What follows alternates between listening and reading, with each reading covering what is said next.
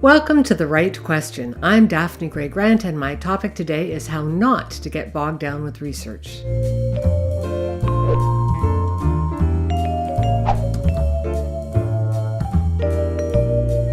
I have a question from Anne Gomez, the founding president of Clear Concept Inc., a productivity firm based in Richmond Hill, Ontario. Here's what she's asked. What's the best way to avoid getting bogged down by research? Thanks for your question, Anne. The type of writer who usually asks me this question is a grad student who's desperate to finish their thesis or dissertation. In your case, however, I know your writing is strongly evidence-based, so you likely face the same concerns as many of the grad students do. Here's what I suggest. First, make sure you never do your research at the same time you're doing your writing. They are two entirely separate jobs, and if you mush them together, you won't do either of them terribly effectively. Always do your research first before you do any writing. But before you do even that, I'm going to suggest you do a mind map to try to rein in your research needs. As a time management expert, you're undoubtedly aware of Parkinson's law, the theory that work expands to fill the amount of time you have available. Research is a bit like Parkinson's law on steroids. That's because writers are often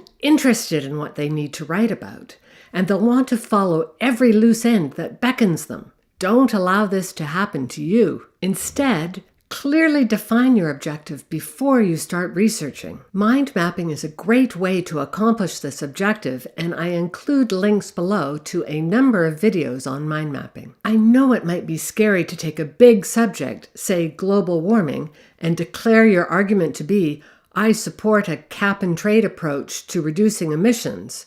Or, for that matter, I oppose a cap-and-trade approach. But if you focus on one highly specific point, you'll reduce your research needs dramatically. Of course, this approach does presume some prior knowledge, so you might want to read one generic source beforehand to give yourself an overview. Keep this kind of reading to a bare minimum. But guess what? If you discover later that you've made a mistake and you should be arguing a different approach and therefore researching it, you can do that then. What you want to achieve is a research brief that's so specific you can say to yourself, no, I don't need to read this now, and you can put it aside. Notice that I use the word now. This means you can read that material later for your own personal information if you like. I recall working with a doctoral student several years ago who told me she had 48 peer-reviewed papers she still needed to read before finishing her dissertation. After some discussion, we agreed that she would read just the abstracts on all of them, and based on that, she would choose only 10 to read more fully. Yes, that 10 was an entirely arbitrary number, and she had some difficulty accepting it until I reminded her that if she was interested in reading some of those other papers later, she could always do that. As soon as she had that concept down, she was very happy. And yes, she now has her PhD. There's another aspect to research that's also important, and that is having a good system for storing it. I like the software Evernote because it's really easy to use and it's free to start. You have to pay for it only when your files reach a certain very large size. And even then, it's highly affordable. The basic rate is $34.99 a year.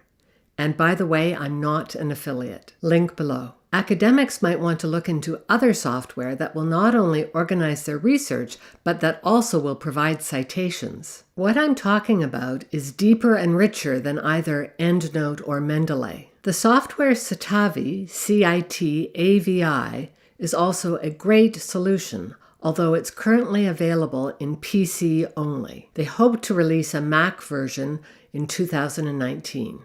Link below. Again, I'm not an affiliate. To summarize, you want to manage the research process and not have it manage you. Clearly defining your objectives at the beginning and having a good system for capturing the research will help you do that. Finally, let me wrap up with a quote from the American doctor and scientist who led the Human Genome Project, Francis Collins. Research is so unpredictable. There are periods when nothing works and all your experiments are a disaster and all your hypotheses are wrong.